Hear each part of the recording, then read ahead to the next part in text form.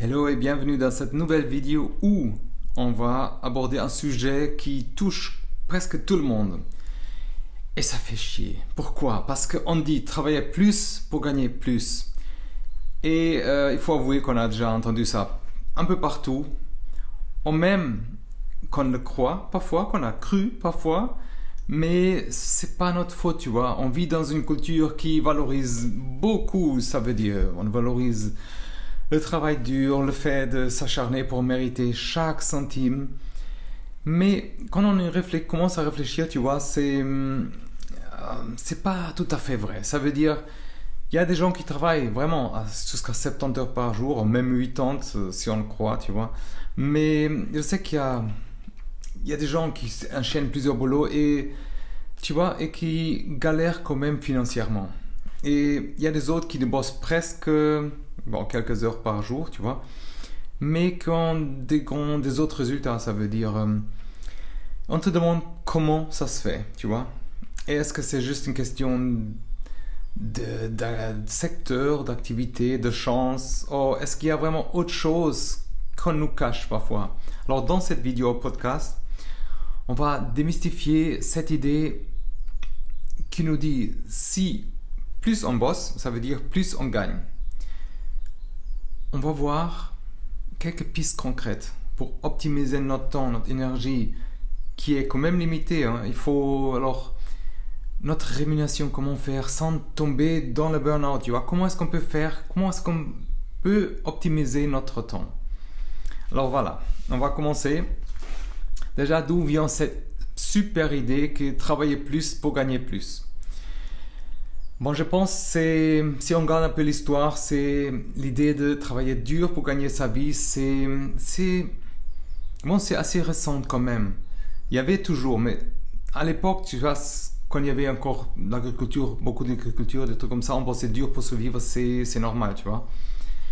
Mais avec, l'industrialisation, avec, tu vois, la journée du travail n'a pas de limite, parce qu'avant, ouais, c'était long, mais quand même. Mais ça veut dire qu'on faisait 12, 14 ou même 16 heures parfois par jour dans certaines usines. On faisait ça avant et même aujourd'hui on fait encore. Mais bien sûr, voilà. Mais la société valorise toujours un sacrifice parce que ça nous permet de produire davantage, gagner mieux la vie. Mais ça c'est un peu la théorie parce que tu sais on a conservé ces réflexes, ça veut dire je dois travailler sans relâche pour prouver ma valeur par exemple, mériter un bon salaire, et c'est pas forcément faux quand même, mais les temps ont changé quand même, tu vois. Ça veut dire il y a beaucoup secteurs qui privilégient quand même l'efficience. Ça veut dire être efficace, ça veut dire faire mieux avec moins, mais plutôt que juste travailler. Et il y a aussi cette influence des réseaux en général, et même cette culture du hustle. Ça veut dire si tu traînes un peu sur les réseaux sociaux, tu as certainement vu des influenceurs dire qu'il faut hustle, ça veut dire bosser jour et nuit, ou se lever à 5 heures du matin, enchaîner des projets. Et dans cette vision, la réussite est liée à une quantité de boulot à faire, ça veut dire. Alors c'est une idée assez dominante dans le milieu de l'entrepreneuriat, ça veut dire surtout si on va vers l'Amérique, tu vois. Mais alors même si ça peut être inspirant parfois, tu vois, à court terme, ça peut être aussi, ça peut conduire à l'épuisement et avoir une mauvaise vision des choses. Parce que travailler dur, c'est bien, mais travailler mieux, c'est encore mieux, plus puissant, on dirait comme ça. Alors, il y a un risque de burn-out, ça veut dire, si tu multiplies par exemple les heures des boulots sans pause, je sais que c'est un peu cliché, ce que je veux dire, et on sait ça, mais tu risques un peu d'épuiser. Ça veut dire, et quand on commence à être épuisé, alors notre productivité, je te dis, ça chute vraiment. Ça, notre créativité se bloque, et ça c'est mauvais. La motivation aussi avec. Et à la fin, on perd quand même l'argent.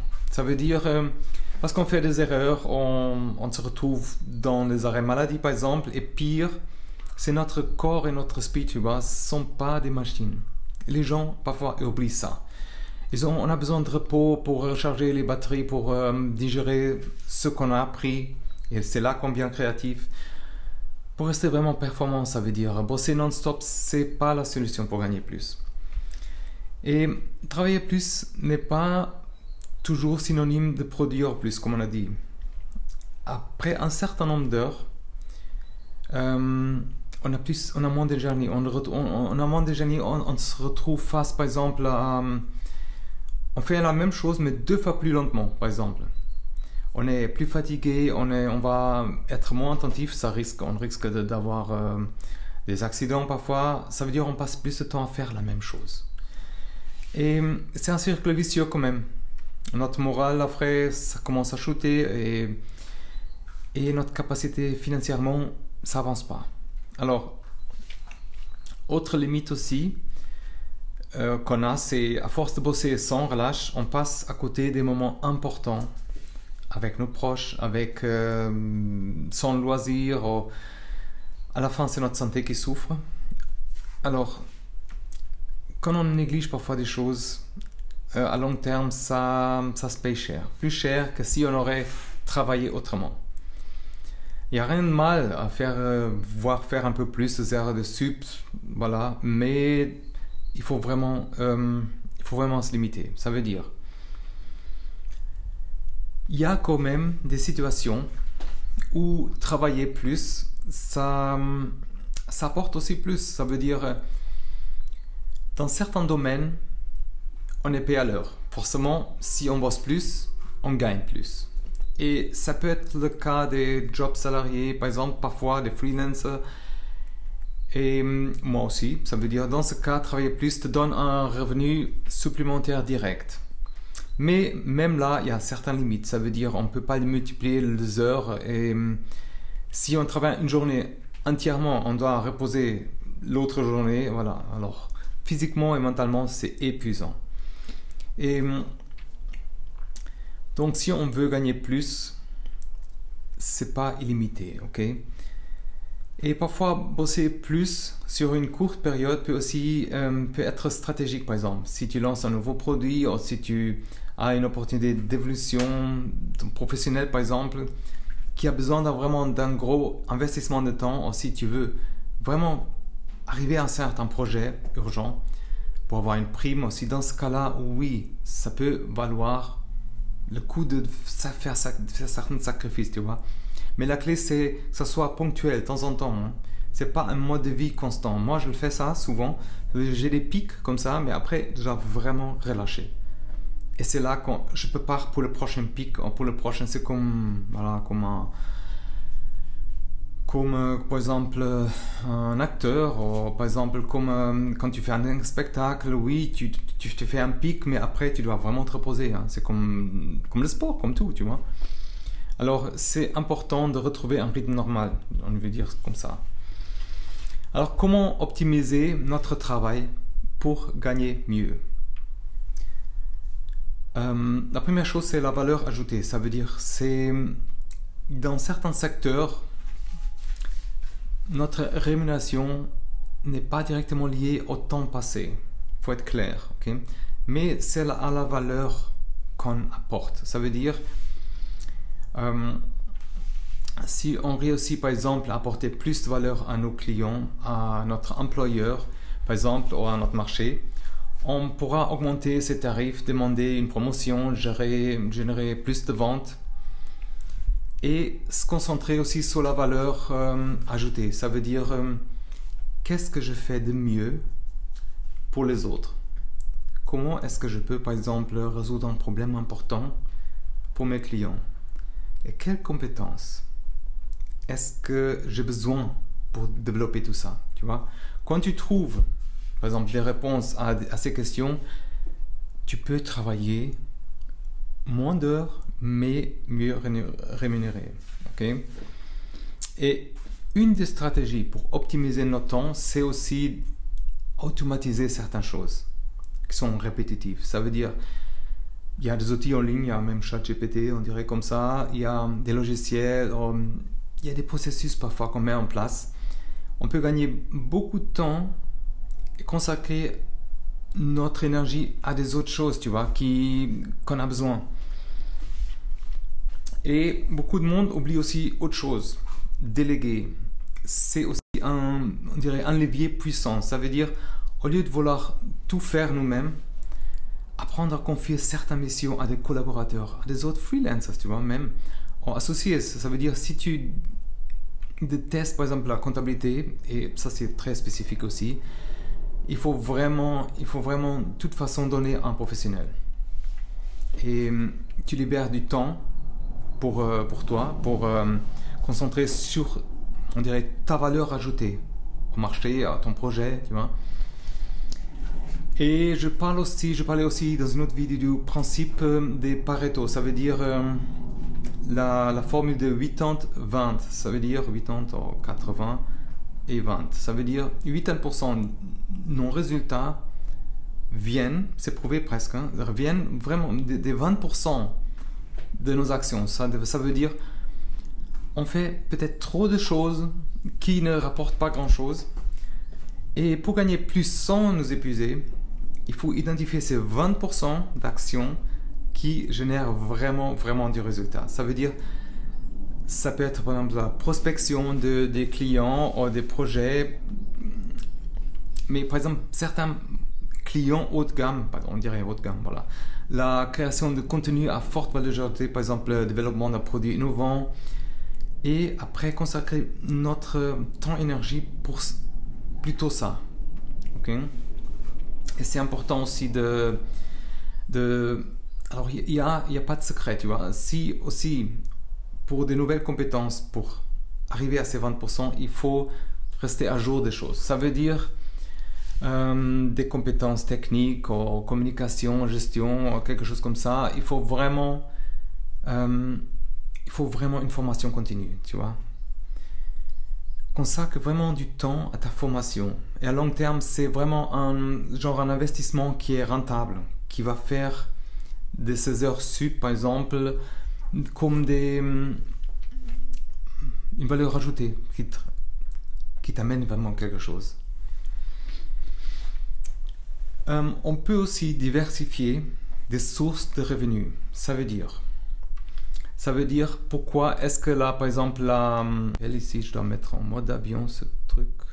Voilà. Alors, comme je disais, diversifier. Parce qu'il y a des gens qui ont l'idée qu'il faut avoir un emploi et consacrer toutes ses forces pour montrer plus, pour commencer à monter, faire une carrière, ça veut dire. Mais tu sais, les gens qui gagnent plus en travaillant moins, c'est souvent... Ils ont plusieurs sources parfois de revenus, par exemple. Ils ont investi dans l'immobilier quand ils peuvent. Bourse, bon, c'est relatif, tu vois. Il y a un freelancing, il y a un business en ligne, par exemple. Création de contenu, par exemple. Et cette diversification, avec le temps, il ne faut pas faire tout d'un coup, hein, ok? Ça... Tu vois, ça nous protège un peu si on se casse la figure dans d'autres choses. Ça donne un peu de sécurité aussi. Ça permet de bosser d'une manière aussi plus flexible. Ça veut dire on répartit parfois des efforts dans plusieurs choses, une à la fois. Okay? Et tu te poses par exemple la question, comment est-ce que je peux lancer encore une deuxième activité, par exemple. Voilà. Alors, c'est pas facile. Et c'est pas magique comme on entend parfois, ok? Ah ouais, j'ai plusieurs sources de revenus et ça me rapporte je sais pas quoi, j'investis dans l'immobilier, des trucs comme ça, ouais. Mais on commence petit, par exemple. Si on gagne un salaire normal, voilà, on essaye de dégager quelques heures par jour pour un projet, un deuxième projet. Ça peut être vente en ligne, online, ça peut être écrire quelque chose, un projet.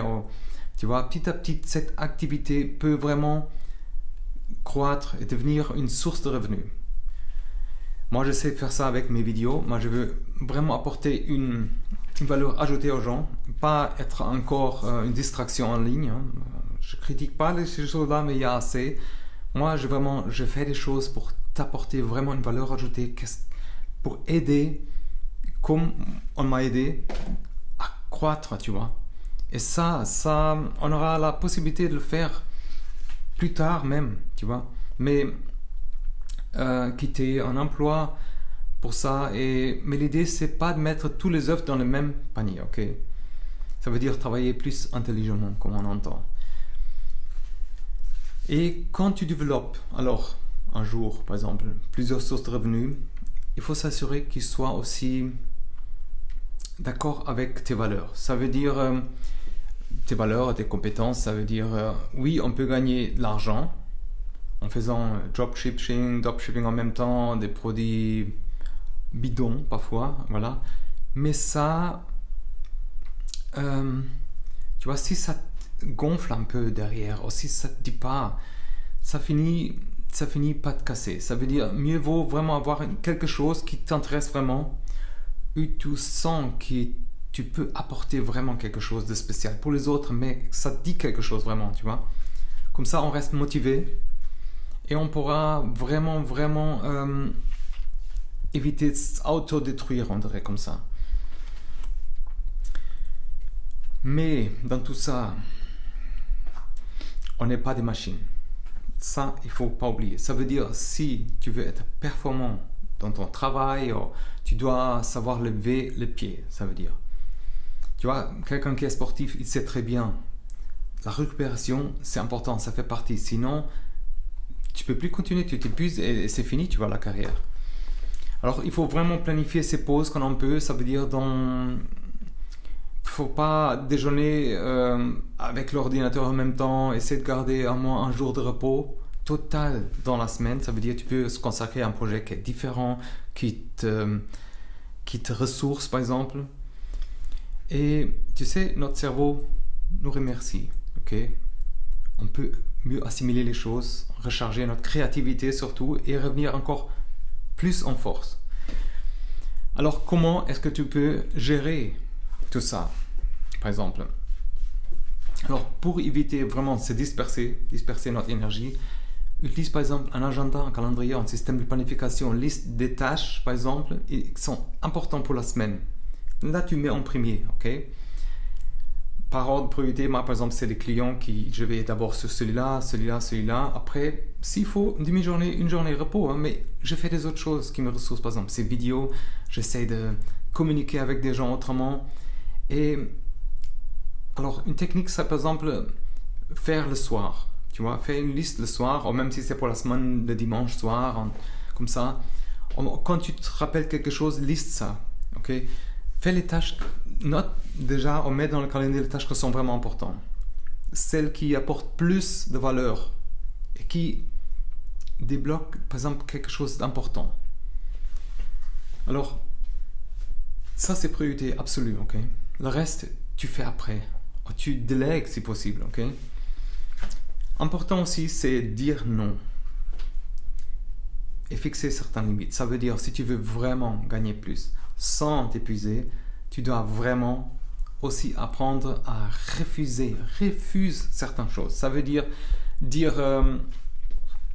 non, par exemple, à un projet qui est mal payé, ou un client qui est trop, on dirait pas chiant, mais bon, je n'ai pas dit, hein, trop de sollicitations par exemple, c'est parfois dur de dire non, mais c'est important pour toi et pour les autres après, tu vois, parce que fixe-toi des limites par jour, par semaine. Par exemple, si tu peux décider de pas travailler après 18 heures, c'est fini, parce que c'est déjà assez long, tu vois. Ou de couper tes notifications professionnelles, voilà, simplement, même pendant la journée parfois. T'as un travail à faire, le reste, on verra après, il y a les emails, on verra, tu vois. Mais c'est un geste de ta part qui montre que tu protèges aussi ta santé.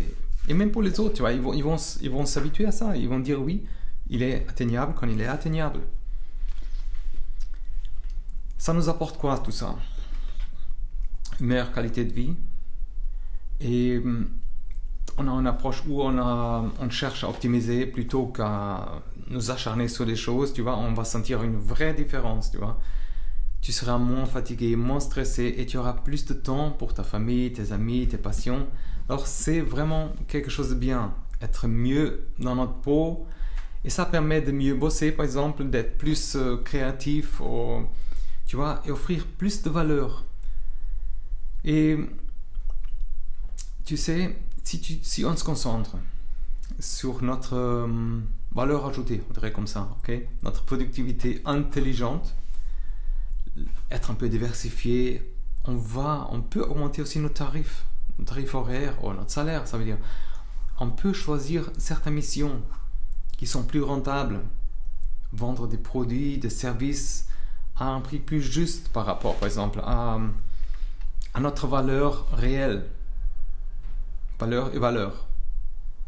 Oui. Ça veut dire, on n'aura pas besoin de se multiplier encore, disperser notre énergie, gagner, faire plus d'heures. On peut facturer, par exemple, nos prestations à leur juste valeur, tu vois. Donner nos valeurs. Et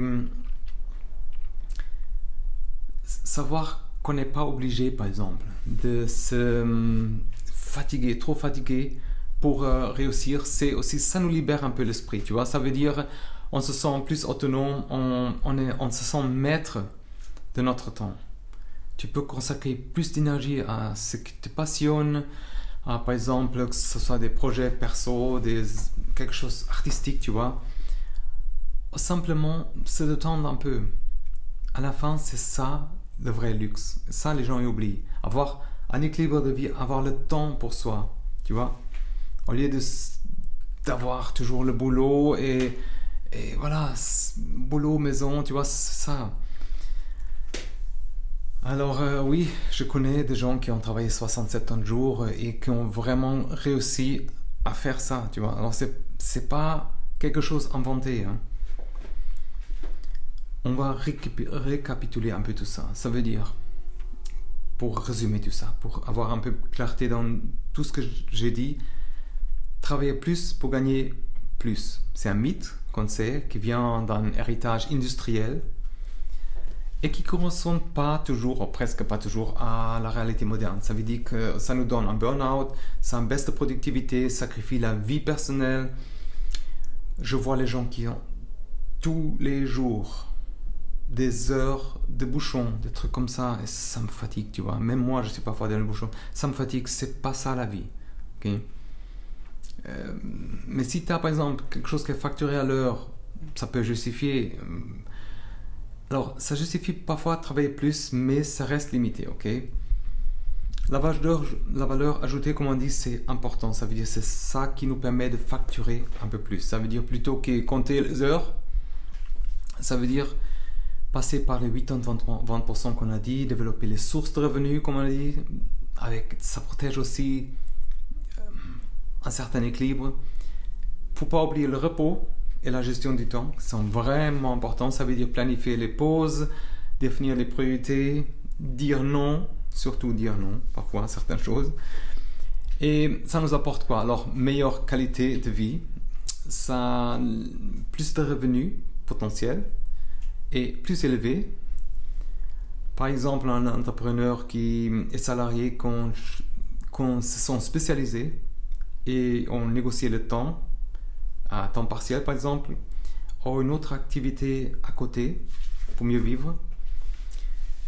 Et je pense qu'on a fait le tour. Et tu sais, alors le mythe du travailler plus pour gagner plus, c'est un peu un mythe parfois, ok?